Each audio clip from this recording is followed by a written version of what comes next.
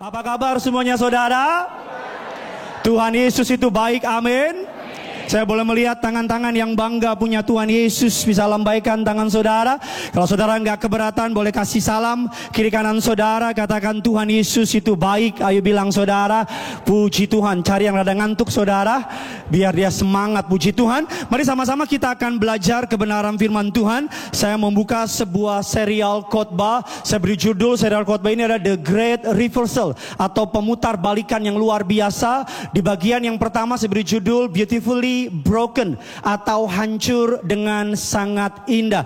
Mari sama-sama kita akan buka dasar firman Allah, Injil Matius 5 ayat 1 sampai dengan ayatnya yang ke-8. Saya kasih waktu saudara keluarkan Alkitab saudara, HP saudara. Injil Matius 5 ayat 1 sampai 8. Yang sudah di sana sama-sama dengan saya katakan, saya pasti diberkati. Yuk sama-sama kita baca. Saya baca ayat 1, saudara baca ayat 2, demikian seterusnya. Demikian firman Tuhan. Ketika Yesus melihat orang banyak itu, naiklah ia ke atas bukit, dan setelah ia duduk, datanglah murid-murid kepadanya. 2 saudara. Katanya ayat yang ketiga, berbahagialah orang yang miskin di hadapan Allah, karena merekalah yang mempunyai kerajaan surga. 4 saudara. Karena mereka akan dihibur. Ayat yang kelima, berbahagialah orang yang lemah lembut, karena mereka akan memiliki bumi. 6 saudara. Karena mereka akan apa? Dipuaskan. 7, berbahagialah orang yang murah hatinya, karena mereka akan beroleh kemurahan. 8 sama-sama kita baca Glotamres 3, 2 ya. Karena mereka akan apa? Melihat Allah. The Great Reversal. Yesus mengajar sebuah pengajaran memutarbalikan nilai-nilai dunia. Bagi dunia kaya itu bahagia, tapi bagi Tuhan miskin itu bahagia. Makanya orang kalau ikut Tuhan kejarnya kaya pasti kecewa dengar ayat ini. Orang kalau ikut Tuhan dengar pengajaran ini pasti kaget. Karena khotbah sabda bahagia memutarbalikan apa yang dipercaya oleh dunia. Alkitab mengatakan barang siapa yang menjadi terbesar, dia harus menjadi pelayan bagi sesamanya. Kita sekarang belajar orang besar itu tasnya dibawain, pintunya dibukain. Tapi ketika Yesus datang, dia nggak perlu dibawain tasnya karena belum ada tas pada masa itu. Serius banget muka saudara soalnya. Yesus mengajar sebuah pengajaran yang meminta pengikutnya membuka mata. Ini menjadi inti dari kekristenan. Yesus mengatakan berbahagialah mereka yang miskin di hadapan Allah, karena mereka akan, kan tadi baru baca. Kok diam aja Bambang? Karena merekalah yang apa? Mempunyai kerajaan. Yesus sedang ngajar kalau saudara ikut Yesus, saudara harus hidup sesuai dengan caranya surga. Yang setuju bilang amin. Ada orang hari Minggu ikut Yesus, Senin sampai Sabtu, cara dia menyelesaikan masalah dengan caranya sendiri. Ada orang mengaku hamba Tuhan, tapi cara dia menjalani hidup dengan caranya sendiri. Yesus hanya berlaku di hari Minggu. Saya nggak pernah lupa, saya pernah cari gedung, saudara, cari gedung untuk pakai gereja, dan seneng banget. Karena yang punya gedung ternyata pendeta. Seneng banget. Dan ketika ngobrol sama dia, saya bilang gini, ini gedung mau kami pakai buat gereja. Saya bilang sama dia, saya nggak minta harga murah, saya minta kasih harga yang terbaik. Memang mirip-mirip sih. Tapi dia bilang gini sama saya, dia lihat saya lihat dia, kita lihat-lihatan. Dia bilang gini sama saya, Pak, gereja-gereja Pak, bisnis-bisnis Pak, jangan disamain. Saya kan kaget, shock. Karena ada banyak orang ketika mendengar pengajaran ini, berbahagialah mereka yang miskin di hadapan Allah. Kalau saudara ikut Yesus dengan otakmu, mobil 20, pembantu 30, dan yang puluh-puluh itu, maka saudara akan syok. Mari kita lihat mengapa Yesus mengajar berbahagialah. Ini akan menjadi sebuah serial khotbah. Saya nggak tahu kapan selesai, mungkin sebelum Yesus datang kedua kali. Mari kita akan melihat saudara, The Great Reversal. Dia memutar balik apa yang dipercaya dan menjadi standar dunia. Makanya ikut Tuhan kelihatannya lemah. Yang setuju bilang amin. Ikut Tuhan kasih tampar pipi kiri, kasih Pipi kanan, Ambon, Batak, Manado. Nggak berlaku itu ayat. Sebelum itu tangan nyampe di sini, kaki so masuk. Alkitab mengatakan berbahagialah orang yang miskin di hadapan Allah. Apa arti bahagia? Dalam bahasa aslinya, arti kata bahagia menggunakan kata makarios, yang memiliki arti seseorang yang sungguh diberkati, memperoleh keuntungan, menikmati hidup dalam kesejahteraan, menikmati sukacita. Bilang kiri kanan saudara, Tuhan mau kamu enjoy jalanin hidup. Ayo bilang saudara. Ngomong apa sih? Sama-sama bilang sama saya, Tuhan mau saya enjoy. Lebih semangat, Tuhan mau saya enjoy. Amin. Mukamu kalau ke gereja jangan kayak sayur asem setahun belum dipanasin. Setan juga malas ganggu engkau. Tuhan mau hidup kita apa? Enjoy, berbahagia, gak ada hubungan. Saya gak pernah lupa doain orang di Surabaya. Doain rumahnya 2 jam. 2 jam. Rumah saudara kan paling 1 menit. 2 jam nyanyi lagu. Tempat ini penuh kemuliaan. Dari mulai semangat sampai lemes. 2 jam. Saya lihat rumahnya gede banget, main petak umpet gak ketemu. Tapi ketika ketemu sama yang punya, dia bilang sama saya, Pak Pendeta, saya gak bisa tidur. Tiap malam minum obat penenang. Saudara kalau gak bisa tidur saya paham.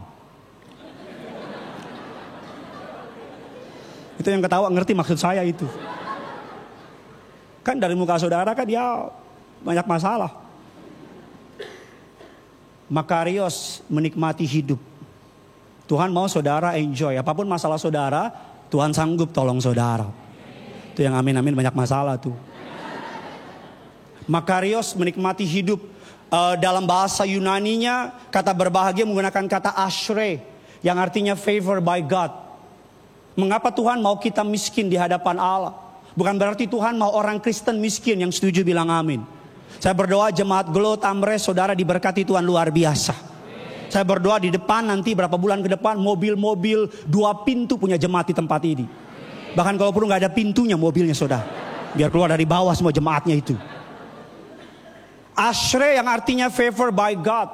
Miskin di hadapan Allah gak ada urusannya sama materi. Tapi miskin di hadapan Allah, terjemahan Inggrisnya bilang poor in spirit. Artinya Tuhan bedakan poor in spirit bukan berarti galau. Anak Tuhan gak boleh galau. Dikit-dikit ada masalah, update status, lagi cedih nih. Kalau saya kenal saya bilang bodoh amat. Anak Tuhan gak boleh galau, bilang kiri kanan saudara. Anak Tuhan gak boleh galau, bilang. Bilang sama yang baru ngomong, muka lu galau amat gitu bilang.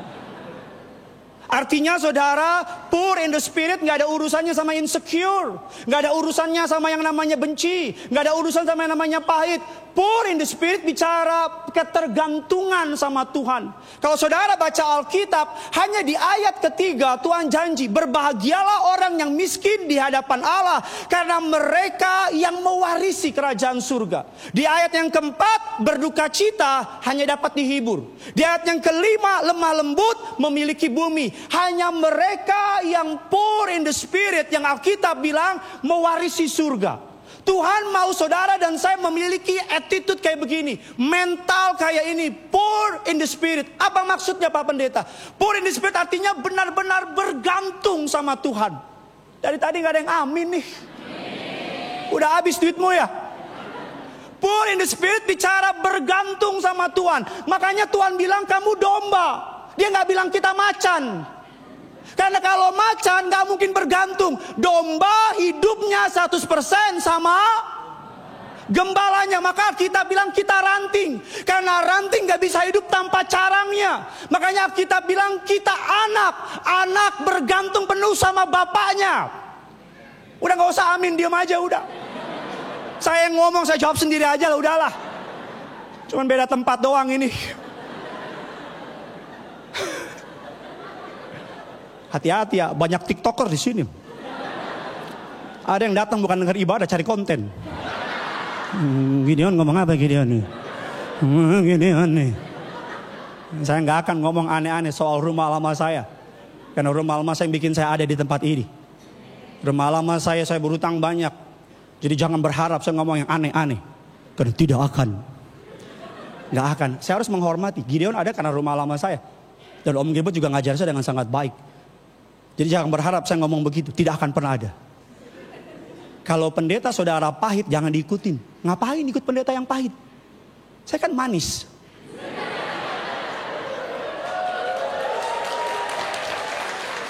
Masih kurang manis. Lebih manis lagi. Itu yang jomblo semua. Ya.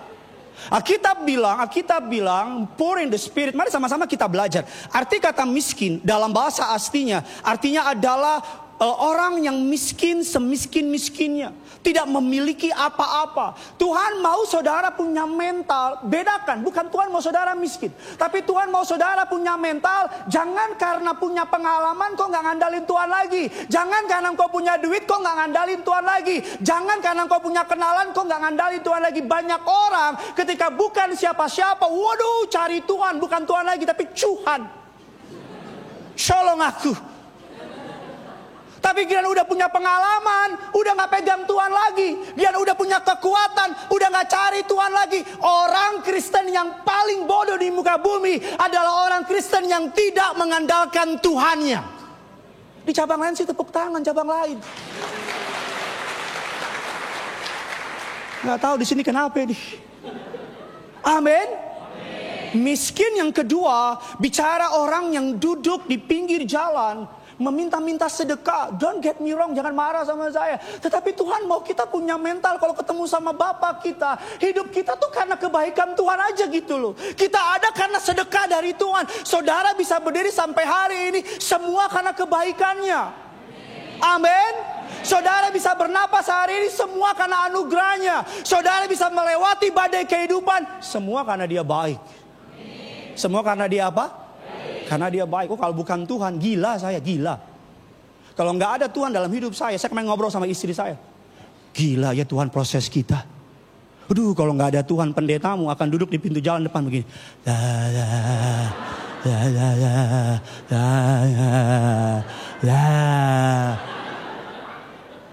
Iya, karena Tuhan aja kami bisa lewatin dapur perapian.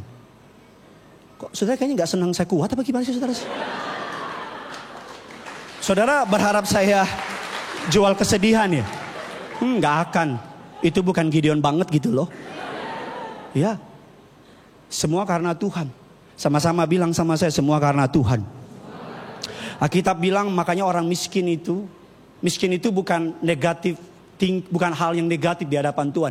Miskin yang saya maksud. Mari kita lihat Mazmur 72 ayat yang ke-12. Atau Mazmur 40 ayat yang ke-17.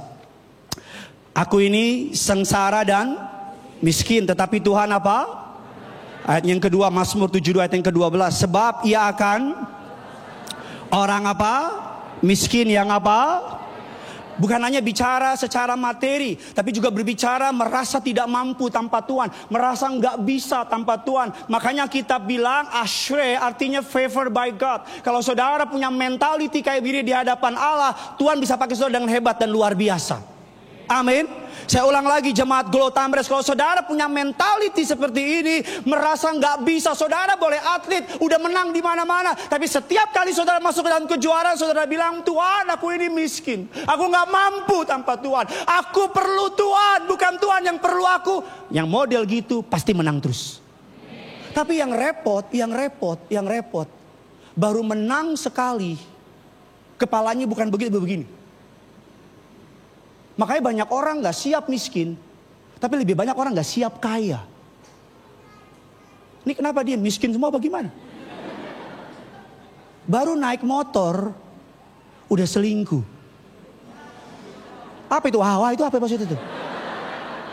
Baru naik motor, itu pun cicilan baru bulan pertama. Masih 7 tahun. Naik motor, ketemu mbak-mbak, gak bisa lihat yang bening dikit. Neng, kosong nih. Baru naik Innova, di jalan, mobil salib dikit. Padahal bumper belakangnya tulisannya, The Lord is my shepherd. Disalib, buka kaca, mata lo di mana? Oh, dibilang di sini. Tuhan lihat dari surga. Tuhan bilang, baru naik Innova. Ini mohon maaf, yang naik Innova gak ada maksud apa-apa ini. Saya tidak ada tujuan apa-apa di sini. Colek kiri kanan saudara, jangan sombong jadi orang. Kok takut ngomongnya? Ada isi ngomong sama suami. Ada suami istri, waduh, istrinya sombong banget. Istrinya bilang sama suaminya, "Pak, maaf ya Pak, bukan sombong. Waktu mama muda, semua laki-laki kejar mama. Cuman papa yang mama terima." Wih, istrinya nggak mau kalah, suaminya nggak mau kalah. Dia bilang, maaf ya bukan papa sombong. Waktu papa muda, semua wanita tolak papa, cuman mama yang mau. Itu ada yang nggak ngerti itu. Sombong, Alkitab bilang miskin di hadapan Allah. Makanya setiap kali rabi naik ke sinagog melakukan ibadah, Rabi mengeluarkan kalimat yang memberkati saya. Hineni heani miamas. Ini bukan bahasa Batak, bahasa Ibrani. Aduh. Hineni heani miamas. Setiap kali mereka naik at the pulpit, naik melayani, mereka ngomong gini, aku seorang yang miskin, yang melayani Tuhan.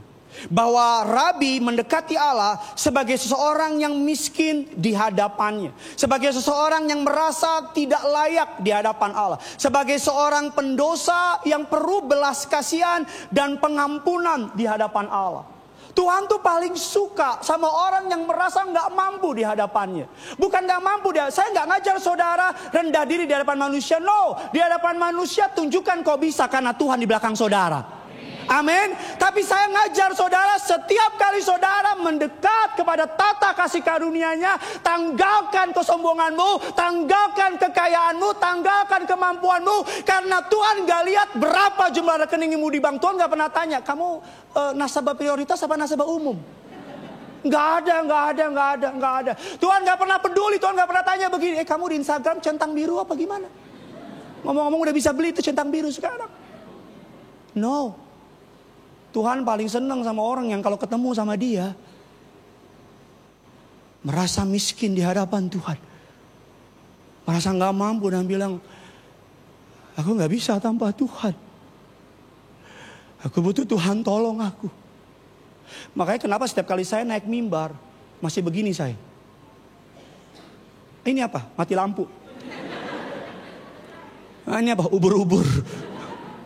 Masih deg-degan saya. Tadi ngobrol sama Om Gilbert di dalam. Om Gilbert lagi ngobrol, saya deg-degan. Pas dipanggil, Pak naik firman, saya bilang nyanyi terus aja. Masih begini. Karena saya sadar kok. Sadar banget. Hanya Roh Kudus yang bisa bikin jemaat ngerti, sayang sama pendetanya. Amin. Saudara mau tepuk tangan apa enggak maksudnya? Hanya Roh Kudus yang bisa bikin saudara nangis. Hanya Roh Kudus yang bisa bilang saya diberkati.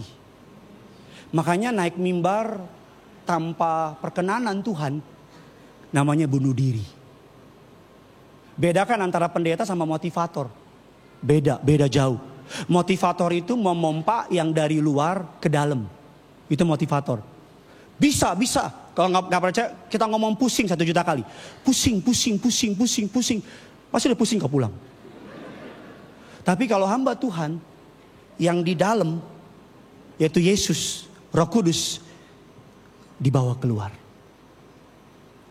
Ya kita langsung doa berkat aja yuk. Kebanyakan makan ketupat ya. Amin. Kita akan melihat contoh di Alkitab. Orang yang miskin dalam roh. Saya ulang sekali lagi, goal dari khotbah ini agar saudara mengerti bahwa Tuhan favor, Tuhan seneng, Tuhan happy sama umatnya, sama hambanya, sama orang yang kalau ketemu sama dia dan bilang aku gak mampu tanpa engkau. Tuhan mencari materi, Tuhan mencari karakter pribadi yang saudara sehebat apapun kau, tapi engkau bilang sama Tuhan, aku yang butuh Tuhan. Bukan Tuhan yang butuh aku. Yang setuju dan percaya boleh bilang amin dan boleh kasih tepuk tangan yang lebih dahsyat lagi bagi Tuhan kita di atas kepalamu. Kasih tepuk tangan yang luar biasa. Yang pertama, orang yang miskin dalam roh yang Alkitab kasih contoh. Mari kita lihat firman Allah, Mazmur 131 ayat yang pertama. Yuk sama-sama kita baca. 3, 2, 1, ya.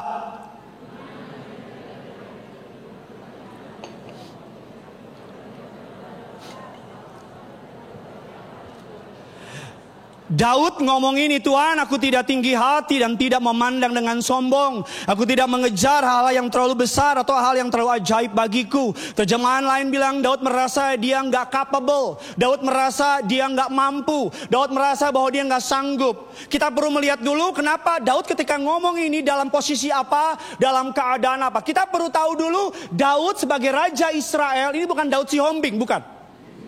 Ini Raja Daud. Oke, Raja Daud kita perlu tahu dulu sekaya apa dia ketika dia ngomong ini.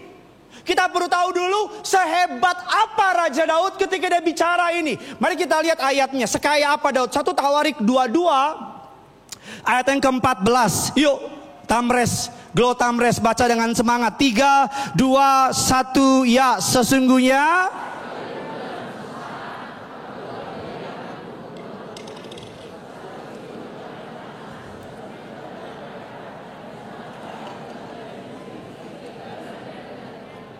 mari kita hitung, kita nggak usah hitung perak, nggak usah hitung besi, nggak usah hitung tembaga, hanya hitung satu aja.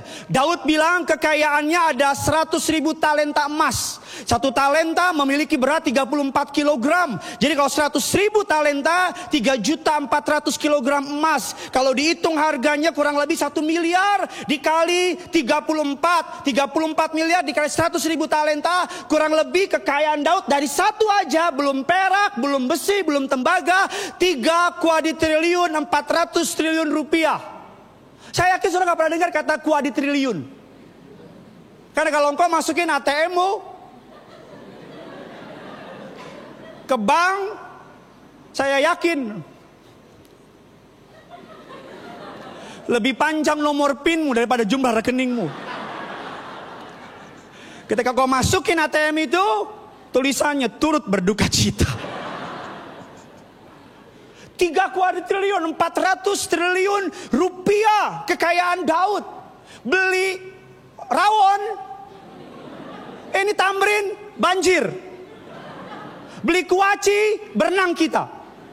Bayangin orang sekaya dia bilang sama Tuhan, aku gak mampu.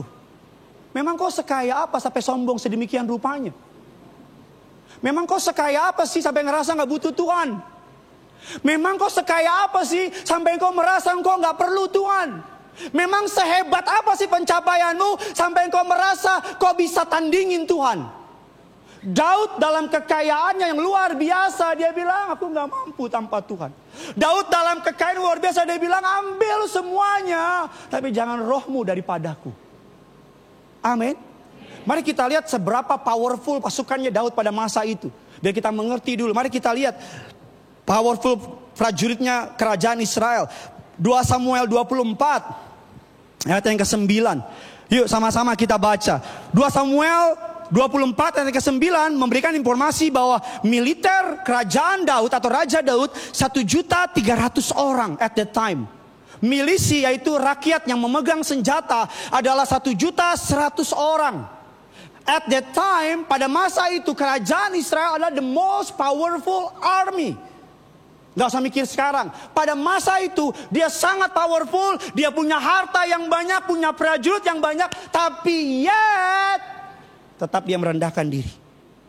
Dan dia bilang, aku gak mampu tanpa Tuhan. That's why Tuhan bilang sama Daud, the man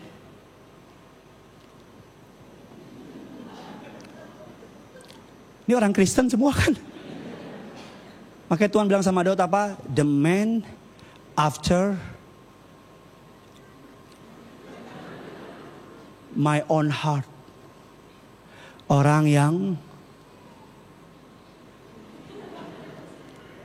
orang yang berkenan di hadapanku. Kenapa? Karena Daud tahu kekuatannya hanya sama Tuhan.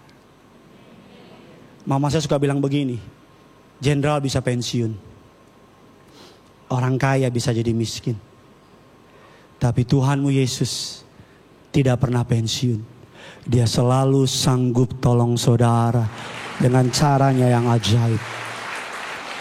Daud memiliki ketergantungan yang luar biasa, sepenuhnya bergantung dan berharap sama Tuhan. Itu yang dimaksud miskin di hadapan Allah. Kita lihat anaknya Salomo. Bagaimana Salomo merasa miskin di hadapan Allah di tengah-tengah kekayaan yang dia punya. Mari kita lihat 1 Raja-Raja 3 ayatnya yang ke-9. Mari sama-sama kita baca. 3, 2, 1, ya, berikanlah.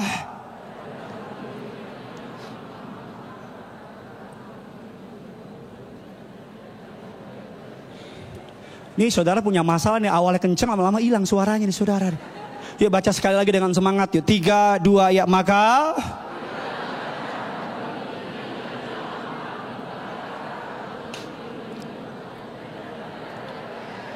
yang jahat sebab menghakimi umatmu yang apa? Saya mau tanya, Glotamres di tempat ini, Salomo minta apa sama Tuhan? Saudara, salah benar tidak mempengaruhi keselamatan. Salomo minta apa sama Tuhan? Lebih semangat minta apa? Hikmat. Itu bahasa Indonesianya. Bahasa aslinya Salomo gak minta hikmat. Salomo minta apa? Hati yang mendengar Tuhan. Kenapa Tuhan tengah malam datang sama Salomo? Gak gitu aja. Karena Tuhan melihat kerinduan Salomo. Saya mau tanya sama jemaat Glotamres. Kalau suatu hari Tuhan datang dalam mimpi saudara dan bertanya sama saudara, "My son, anakku, what do you want? Apa yang kamu mau?" Saya takut kita akan meminta perkara-perkara yang tidak Tuhan senangi. Saya takut kita hanya meminta kekayaan, jabatan. Kita akan minta berkati tokoku, bunuh musuhku. Jadikan aku orang nomor 1 di muka bumi. Kalau suatu hari Tuhan datang sama saudara dan bertanya sama jemaat Glotamres di tempat ini, "Anakku, apa yang kau minta daripadaku?" Atau gak usah jauh-jauh deh, 3-4 bulan belakangan ini, doa apa yang kau naikkan sama Tuhan? Apakah doamu hanya bersifat bumi aja terus? Sampai gak pernah minta yang namanya berikan aku hati yang baru, berikan aku pertobatan. Saya takut kalau malaikat catat doa kita, dia udah gak catat lagi. Dia akan gosip sama malaikat-malaikat yang lain. Dia akan bilang ini gak usah dicatat. Kenapa? Paling doanya sama, berkati tokohku, bunuh musuhku, dan jadikan aku orang besar. Saya takut nanti kalau kita mulai doain orang lain, malaikat mulai kaget. Kok bisa begini dia doa? Saya takut kalau kita mulai doa, "Tuhan berikan aku kerendahan hati." Malaikat bilang, dodo so pernah le. Ya, Salomo meminta hati yang mendengar kepada Tuhan. That's why Tuhan berkenan sama Salomo. Ini yang dimaksud miskin di hadapan Allah. Dunia ini jahat, yang setuju bilang amin. Ada orang di depan kita senyum, tapi di belakang dia siapin pisau buat tusuk kita. Yang pernah ngalamin boleh angkat tangan dulu. Atau yang pernah jadi pelaku boleh angkat tangan. Ya, dunia ini apa? Orang depan kita nawarin bisnis, kelihatannya cuan punya, tapi di belakang hancur. Saudara perlu punya materi hati yang Tuhan, aku bisa salah, tapi Tuhan gak mungkin salah. Yang setuju boleh bilang amin. Makanya Tuhan, Salomo, dia meminta kepada Tuhan hati yang mendengar suara Tuhan. Yuk sama-sama angkat tanganmu Glotamres. Yuk sama-sama ikuti saya dalam nama Yesus. Lebih semangat dalam nama Yesus. Aku meminta kepadamu hati yang dapat mendengar suara Tuhan. Di dalam nama Yesus aku berdoa. Yang percaya semua boleh katakan amin. Tuhan, kenapa Tuhan senang dengan orang yang poor in the spirit?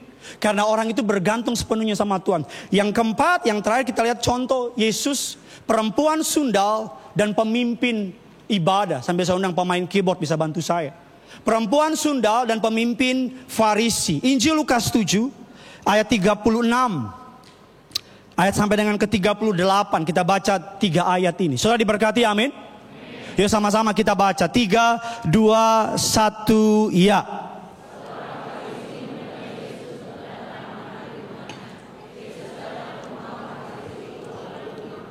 Ayat yang ke-37, di kota itu sebagai seorang yang apa? Ketika perempuan itu mendengar bahwa datanglah ia membawa berisi apa? Ayat 38, kasih keras suaramu sambil lalu membasahi kakinya dengan apa? Dan menyekanya dengan apa? Meminyakinya dengan. Sebisa saya ke depan, suatu hari Yesus ada di sebuah kota dan seorang pemimpin Farisi namanya Simon mengundang Yesus datang ke rumahnya. Yesus pada masa itu adalah guru yang sangat viral. Kalau saudara buka TikTok pasti ada Yesus. Saudara buka Instagram pasti ada Yesus. Saudara lihat YouTube pasti ada Yesus dengan segala pro dan kontranya. Dan Simon ini mengundang Yesus. Simon ini seorang pemimpin Farisi. Dia hafal di luar kepala ayat. Di umur 13 sampai 15 tahun bar mitzvahnya dia harus menghafal seluruh perjanjian lama. Jadi Simon ini adalah orang yang sangat educated, sangat pintar. Dia tahu semua nubuatan tentang Mesias. Dia tahu siapa Yesus. Dia fully understand apa Yesus lakukan. Tapi Yesus datang ke rumahnya, menurut Jew custom, menurut kebiasaan Yahudi, Yesus harus dicuci kakinya, diciumin saudara, dan diberikan yang terbaik. Dikasih air, dicuci tangannya, cuci kakinya, dan dibersihkan. Tapi ketika Yesus datang, Simon ini ahli Farisi yang tahu firman, ketika perempuan Yesus itu datang, dia cuma cipika-cipiki, nggak dicuciin kakinya. Kenapa? Karena bagi Simon Farisi ini Yesus biasa aja. Dia tidak mengakui Yesus sebagai Mesias. Yang ngerti bilang amin dulu. Tapi yang menarik, di tengah-tengah mereka lagi meeting, ini meeting para imam Farisi dengan Yesus. Di tengah-tengah mereka lagi meeting, datanglah perempuan berdosa. Alkitab bilang dia PSK. Alkitab bilang dia perempuan malam, kupu-kupu malam. Dan ketika dia datang, saudara perlu mengerti, menurut tradisi Yahudi, perempuan datang tanpa pria, datang di tengah-tengah meeting imam Farisi, berarti perempuan itu siap mati. Yang ngerti bilang amin dulu. Dia datang, mata perempuan ini hanya lihat Yesus. Saya yakin pada hari itu kayak begini, lagi khotbah nih, lagi rame laki-laki, tiba-tiba muncul perempuan PSK. Satu meeting kaget. Ada yang OMG. Ada yang bilang Dodo. Ketika perempuan itu datang, beberapa ketakutan. Karena bisa jadi beberapa pelanggannya. Bisa jadi. Di Alkitab saudara nggak ada, Alkitab saya ada. Bisa jadi ketika perempuan itu datang, beberapa ahli Farisi bilang, kan udah gue bayar kemarin, kok dia datang sih? Mungkin beberapa, maaf ya. Kita kan hidup di masyarakat yang kalau di depan umum, kelihatannya keren bingit. Bukan keren banget, keren bingit. Kalau ketemu orang depan umum gini, shalom. Ketemu orang darah Yesus. Kayaknya paling Tapi cuma Tuhan yang tahu. Kamu pura-pura apa benar-benar bertobat? Gak usah dijawab ya, dalam hati aja. Kalau semua dosa kita di setel di layar yang gede ini, kok layar muka saya? Ini. Tiba-tiba di setel, dung. Yang cuman kau yang simpen selama ini. Kira-kira gimana? Paling kau begini kan, aduh jangan yang itu Tuhan. Aduh itu gue baru pulang lagi dari Tamres. Aduh gue baru didoain sama Om Gilbert hari itu tuh. Minyak belum kering di sini. Baru aneh-aneh. Kadang-kadang kita hanya kelihatan suci cuman karena Tuhan gak bongkar aja. Kadang-kadang kita kelihatan benar cuman karena Tuhan gak buka aja. Tapi kalau Tuhan bongkar semuanya, kok tiba-tiba jadi pendiam sih? Ya, perempuan ini, dia datang. Semua orang Farisi gak layak dia datang, gak pantas dia datang. Ini orang pendusta, ini orang pezina, semua penghakiman A, B, C, D, F, G. Tapi perempuan ini hanya lihat Yesus. Ini yang saya bilang poor in the spirit. Hanya lihat Yesus. Saya nggak mengendorse dosanya. Dosa is dosa. Yang setuju bilang amin. Dosa is, salah is, nggak benar ya nggak benar aja udah. Nggak usah pakai panjang lebar. Tapi yang saya highlight, cara perempuan berdosa ini beresin sama Yesus. Dia datang sama Yesus. Dia nggak lihat kiri kanan. Karena kalau dia lihat kiri kanan, pasti dia kaget. Dia bilang, si om lagi. Dia jalan, pasti banyak orang yang mencibir. Dia bilang, itu pendusta, ini. Saya mau bilang, kalau dunia ngakimin saudara, biarin. Dunia jelekin saudara, biarin. Dunia bilang begini, tutup telingamu. Pandang Yesus. Bukan perkataan manusia yang punya kuasa, tapi perkataan Yesus yang punya kuasa. Perempuan ini datang. Yesus bilang, engkau tidak mencuci kakiku. Perempuan ini membasahi kaki Yesus dengan air mata. Gimana cucinya? Dengan rambut. Bagi wanita, rambut adalah mahkota kemuliaan. Saya rasa di sini nggak ada istri yang cuci kaki suaminya dengan rambutnya. Ini ada orang nggak sih? Saya rasa nggak ada istri di sini yang cuci kaki suaminya pakai rambutnya, nggak ada. Kalau ada dia orang suci. Tapi perempuan ini ketemu Yesus, dia basahi kaki Yesus dengan air mata, rambutnya dicuci. Kaki Yesus. Ini yang mau saya bilang, this is Christianity. Ini kekristenan. Tuhan, kita bilang ketika Yesus berbicara dengan orang Farisi sebelum begini, bukan orang sakit, bukan orang sembuh yang butuh tabib, tapi orang sakit yang butuh tabib. Dan orang Farisi bilang, ya kami nggak butuh. Yang Yesus maksud bukan mereka yang sakit, bukan orang lain. Yang Yesus maksud orang Farisi itu sedang sakit. Banyak dari kita nggak nyadar kita sedang sakit. Banyak dari kita sebenarnya kita terhilang. Banyak dari kita nggak nyadar bahwa kita broken inside. Di dalam kita hancur. Kita melayani Tuhan tapi kita nyimpen dosa. Kita melayani Tuhan tapi kita nggak benar di dalam. Kita ikut Tuhan tapi kita melakukannya nggak benar. Banyak dari kita, maaf saya harus ngomong ini, banyak dari kita, maaf ya, nggak jadi maaf deh. Tapi banyak dari kita broken inside, sakit dalam kita. Tapi ketika di depan kita pura-pura. Dan Yesus datang untuk saudara, agar mulai malam ini berhenti pura-pura. Kalau sakit bilang sakit. Kalau engkau hidupmu gak beres, bilang aku gak beres Tuhan. Aku gak bener. Aku ngelayanin sih, tapi Gina jalan terus. Aku ngelayanin sih, tapi tampar istri jalan terus. Aku cuma pura-pura kuat depan orang, tapi kalau di kamar aku nangis terus Tuhan. Aku cuma pura-pura bahagia, senyum, ketawa, ketiwi, tapi kalau orang pergi aku nangis. Atau mungkin saudara depan orang, semua orang ketawa-ketawa, tapi hatimu merasa kosong.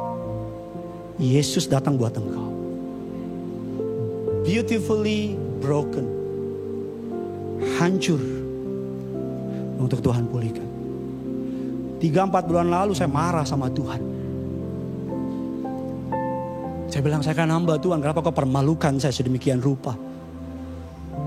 I'm your servant God. Saya berdoa supaya saya gak masuk gua singa. Tuhan bilang, masuk Nana. Masuk.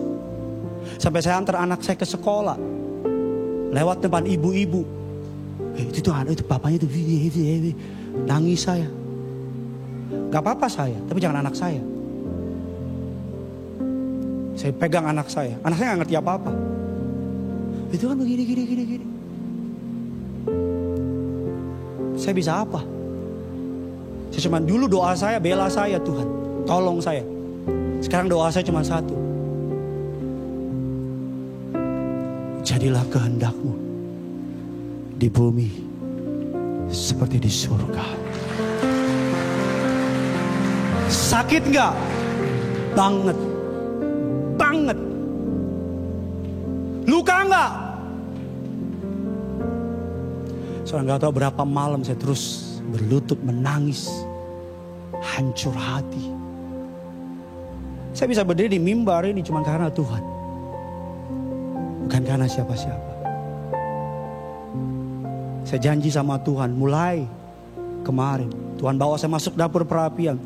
Saya janji sampai tarikan napas terakhir saya Gideon Simanjuntak akan terus melayani Tuhan. Gak akan pernah stop. Whatever the price will be, berapapun harganya, I will serve you God. Beautifully broken, hancur, tapi Tuhan pulihin.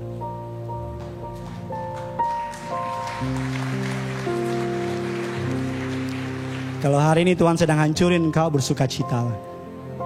Kalau hari ini zona nyamanmu sedang Tuhan hancurin, bersukacitalah. Kalau hari ini gak tahu bagaimana tiba-tiba Tuhan bawa engkau ke dapur perapian, bersukacitalah. Karena Dia tidak pernah mengizinkan hal yang buruk terjadi. Dia tidak pernah membawa engkau masuk ke dalam badai tanpa tujuan. Dia sedang merajut engkau dengan indah. Sabar. Pasti sakit, pasti gak enak. Tapi punya iman, Dia akan membuat engkau indah, mulia dalam pemandangannya. Colek kiri kanan saudara, katakan yang kuat bro. Kalau dia perempuan bilang sis, jangan bro. Yang bangga punya Yesus boleh kasih tepuk tangan dulu bagi Tuhan kita.